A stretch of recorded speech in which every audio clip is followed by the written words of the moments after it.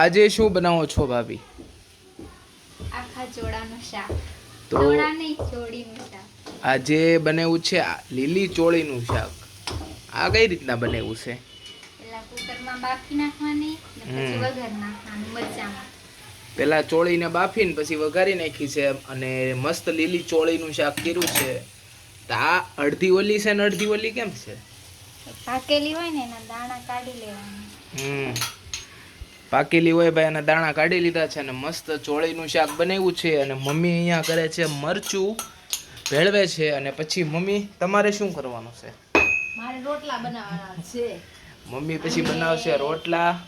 આખી છોડીને શાક ખાવું હોય તો કોમેન્ટ કરજો. મમ્મી બનાવવાના છે રોટલા અને આજે ભાઈ આખી ચોળીનું શાક કર્યું છે મસ્તનું. તો આખી ચોળીનું શાકની રેસીપી.